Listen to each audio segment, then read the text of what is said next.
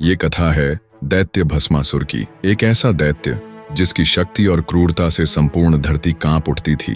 कहा जाता है उसके द्वार पर पत्थर बनी अनगिनत मूर्तियां खड़ी थीं। वे सब शूरवीर और राजा थे जिन्होंने उसे बल से मारने का प्रयास किया था, क्योंकि देवताओं के वरदान से भस्मासुर को कोई बल से नहीं मार सकता था। जो भी उस पर हमला करता वही पत्थर बन जाता। इस भय से कोई भी उसकी ओर नजर उठाने का साहस नहीं करता था। हर जगह उसका आतंक, हर दिल में उसकी दहशत बस गई थी। पर कहते हैं जब पाप अपने चरम पर पहुंचता है तो उसका अंत भी निश्चित हो जाता है। और एक दिन अपनी हवस और अहंकार में अंधा होकर भस्मासुर ने कदम बढ़ा दिया रत्नापुर की ओर। पूर्व दिशा में, जहां सूरज की पहली किरणें समुद्र के नीले जल को सोने की परत सी ढक देती थीं, वहां बसा था रत्नपुर। यह नगर अपने वैभव, सुव्यवस्था और चमत्कारी वास्तुकला के लिए दूर दूर तक प्रसिद्ध था। विशाल प्राचीरों से घिरा, ऊंचे द्वारों से सुशोभित और रंग बिरंगे बाजारों से गुलजार यह नगर किसी स्वप्न लोक से कम न था। लेकिन वैभव के इस आवरण के नीचे एक मौन भय छिपा था, ऐसा भय जो धीरे धीरे नगर के हर कोने में फैल रहा था। रत्नपुर के लोग आपस में फुसफुसाते थे, पर कोई ऊंची आवाज में उसका नाम लेने की हिम्मत नहीं करता था। वे कहते, रात के तीसरे प्रहर में जब चांद बादलों में छिप जाता है, एक छाया नगर के ऊपर से गुजरती है। यह छाया कोई साधारण जीव नहीं, बल्कि भस्मासुर थी, वह दैत्य जिसका स्पर्श जीव को राख बना देता था। कभी यह नगर उत्सवों और मेले ठेलों का केंद्र हुआ करता था। गली गली में संगीत, नृत्य और रंग बिरंगे कपड़ों की महक तैरती थी। लेकिन पिछले एक वर्ष से जैसे ही सूरज डूबता, नगर की गलियां सूनी हो जाती। दुकानदार अपने स्टॉल जल्दी समेट लेते, महिलाएं अपने बच्चों को घर के भीतर खींच लेती और पहरेदारों के चेहरे पर भी भय की झलक साफ दिखने लगती। भस्मासुर की दहशत का आरंभ एक अमावस्या की रात हुआ था। उस दिन नगर के पूर्वी द्वार पर पहरेदारों ने आकाश में एक लाल चमक देखी।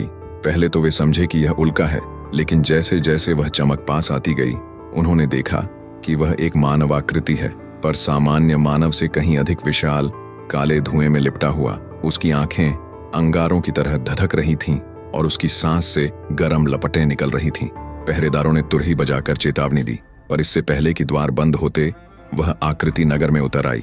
वह सीधे अनाज भंडार की ओर बढ़ा और एक स्पर्श में पूरा भंडार राख में बदल गया। लोगों की चीखें, पशुओं का भागना और आग की लपटों में डूबा रत्नपुर। यह दृश्य नगरवासियों की स्मृति में ऐसे बैठ गया जैसे किसी घाव का निशान। राजा विक्रमसेन ने तुरंत सभा बुलाई। बुजुर्गों, सेनापतियों और विद्वानों ने मिलकर चर्चा की, पर कोई ठोस उपाय सामने न आया। एक वृद्ध मुनि ने धीमी आवाज में कहा, यह कोई साधारण दैत्य नहीं है। इसका जन्म शाप से हुआ है और इसका अंत केवल उसी शाप को मोड़कर किया जा सकता है। लेकिन शाप क्या था और उसे मोड़ने का तरीका क्या था, यह रहस्य बना रहा। रत्नपुर के बाहरी इलाके में, नगर की सीमा से कुछ दूर, एक छोटा सा आश्रम था। यहाँ रहते थे महर्षि वात्सल्य और उनका एकमात्र शिष्य अग्निवीर। अग्निवीर अनाथ था। बचपन में ही वह सीमा पर हुए एक डाकू हमले में अपने माता पिता को खो चुका था। महर्षि ने उसे शरण दी, उसका पालन पोषण किया और उसे धनुर्विद्या, शस्त्र कला और धर्मशास्त्र की शिक्षा दी। अग्निवीर का शरीर कठोर तप और युद्धाभ्यास से गढ़ा हुआ था। उसकी आंखों में एक अडिग दृढ़ता थी और हृदय में करुणा का सागर। वह न केवल एक कुशल योद्धा था, बल्कि प्रकृति के प्रति संवेदनशील और दुर्बलों का सहायक भी था। जब भस्मासुर की घटनाओं की खबरें आश्रम तक पहुंची, अग्निवीर का हृदय व्याकुल हो उठा। उसने महर्षि से कहा, गुरुदेव, यदि यह दैत्य यूं ही नगर को लूटता और जलाता रहा तो न जाने कितने निर्दोषों का जीवन समाप्त हो जाएगा। मुझे इसकी चुनौती स्वीकार करने दें। महर्षि ने उसकी ओर गहरी दृष्टि से देखा। अग्निवीर, यह केवल बल का नहीं, बुद्धि का भी युद्ध है। यदि तू गया तो केवल शस्त्र नहीं, धैर्य और विवेक भी साथ लेकर जा। अग्निवीर ने महर्षि वात्सल्य के चरण स्पर्श किए और यात्रा की तैयारी में जुट गया। उसने अपना धनुष, वज्र रेखा, एक तरकश भर बाण और एक छोटी सी कटार अपने साथ ली। महर्षि ने उसे आशीर्वाद देते हुए कहा, पुत्र, याद रख, भस्मासुर का अंत केवल उसके शाप की जड़ को जानकर ही संभव है। यह जड़ हिमालय की उत्तरी श्रेणियों में स्थित नागमणि से जुड़ी है, लेकिन वहां तक पहुंचना आसान नहीं होगा। तुझे पहले वनराज घाटी पार करनी होगी, जहां हर कदम पर मृत्यु छिपी है।